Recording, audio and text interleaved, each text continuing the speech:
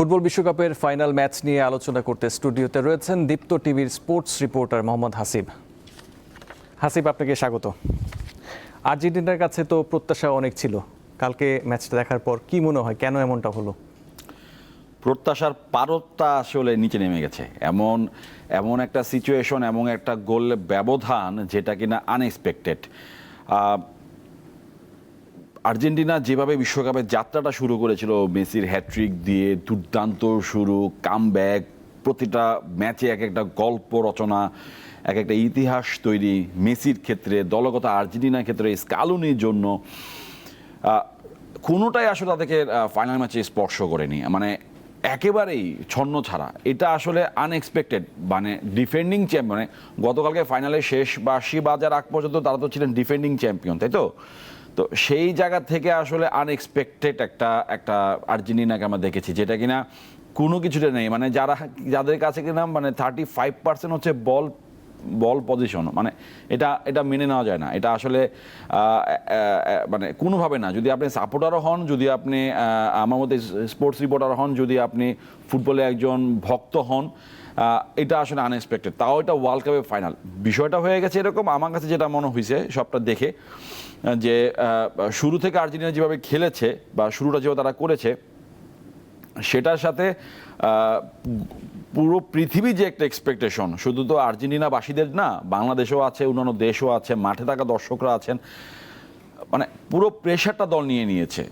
আমরা বলি না যে হোম অ্যাডভান্টেজ বা কোনো একটা প্রেশার থেকে মুক্ত থাকা, না। কালকে কিন্তু ম্যাচ শুরু হওয়ার আগে মেসি বলেছেন যে ফলাফল যাই হোক আমরা আমাদের বেস্টটা দিয়েছি। মানে তার মানে হচ্ছে তাদের কাছ থেকে আসলে আর বেস্ট পাওয়ার কোনো সুযোগ নেই তাদের।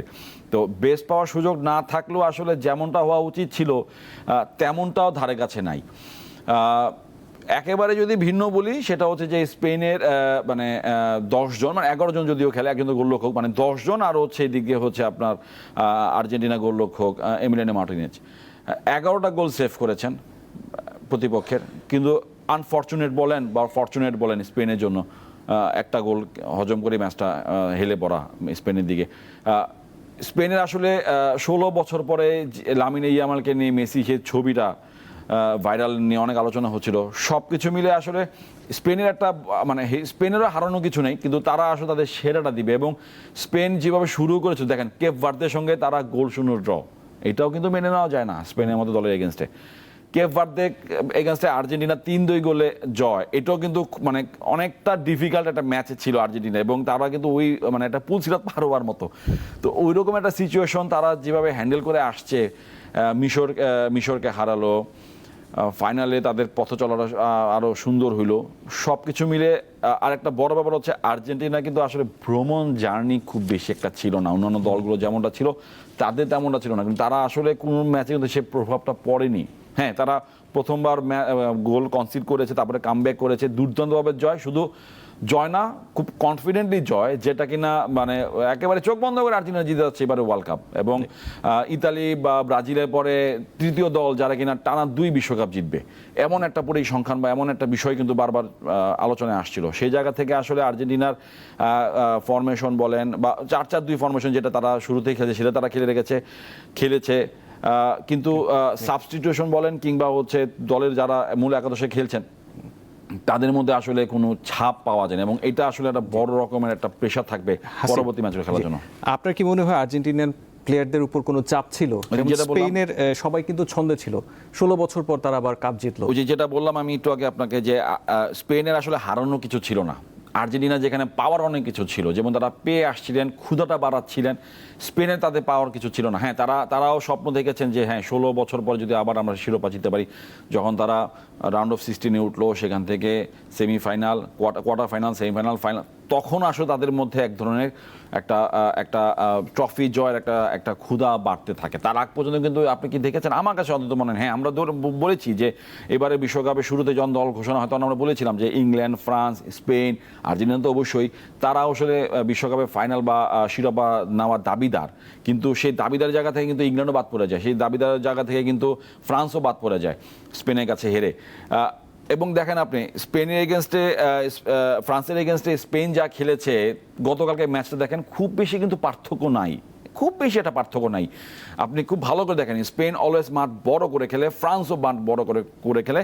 সেখান থেকে আসলে স্পেন যেভাবে ফ্রান্সকে হারালো, ঠিক একই ফরম্যাট, কোনো চাপ নাই। উল্টো আর্জেন্টিনা প্রতিটা স্টেপে স্টেপে প্রতিটা শটে গিয়ে তারা হচ্ছে প্রেশারাইজড হয়েছে, দর্শকদের ধ্বনি শুনেছে। এইটা আসলে তাদের জন্য অনেক বড় একটা বিষয়। এই যে মেটলাইফ স্টেডিয়ামে খেলা হয়েছে ফাইনালটা, সেখানে 2016 সালে ইউরো চ্যাম্পিয়ন হয়েছে, সেখানে আর্জেন্টিনা ম্যাচ জিতে কান্নাকাটি করেছে। আজকে হচ্ছে ঠিক তার উল্টোটা, 10 বছর পরে ঠিক তার উল্টোটা দেখেছি আমরা। পুরো আর্জেন্টিনা দল কেঁদেছে। যতটুকু মেসির দিকে ফোকাস, আপনি সবচেয়ে বেশি মারামারিটা ঘটনাটা এটা আসলে খুব বেশি পরিমাণে নাড়া দেয়। এবং বিশ্বকাপ ফুটবলে এরকম একটা দল এরকম একটা মেজাজ হারিয়ে এমন একটা কাজ করবে, এটা আসলে ফুটবল বিশ্বের জন্য একটা বড় প্রশ্ন, যে তাহলে অন্যান্য দলগুলো কি দোষ, বা একটা বড় চাপ থাকবে এটার জন্য। যে সংক্ষেপে আরেকটু জানতে চাই, গোল্ডেন বল তো পেলেন অধিনায়ক রদ্রি, আর গোল্ডেন গ্লাস পেয়েছেন উনাই সিমন, এই ব্যাপারে কি বলবেন আপনি? যথার্থ হয়েছে কি? মানে বারবার বলতে হয় ভজিনিয়ার কথাটা। স্পেনের এগেনস্টে 27টা গোল এক ম্যাচ উনি সেভ করেছেন। যদি রেসে থাকতো তাহলে হয়তো উনিই পেতেন।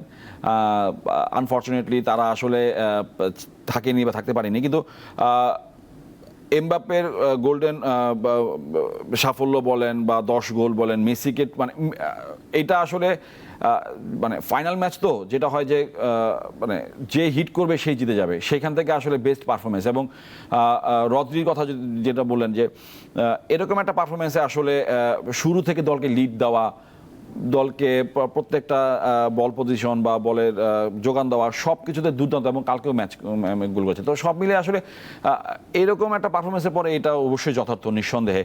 আর কিলিয়ান এমবাপ্পে আসলে ইংল্যান্ডের এগেন্সে 2টা গোল করেছেন, সেখান থেকেই আসলে 10টা গোল হয়ে যাওয়া, এটা আসলে তার ডিজার্ভ ছিল। হ্যাঁ, ডিজার্ভ আসলে মেসিরও ছিল, কিন্তু যদি গোল করতে পারতেন। কিন্তু আনফর্চুনেটলি আসলে এটা ডিজার্ভটা হয়ে যায় হচ্ছে এমবাপ্পের। হাসিব, আমাদের সাথে যুক্ত হওয়ার জন্য আপনাকে অসংখ্য ধন্যবাদ। ধন্যবাদ আপনাকেও।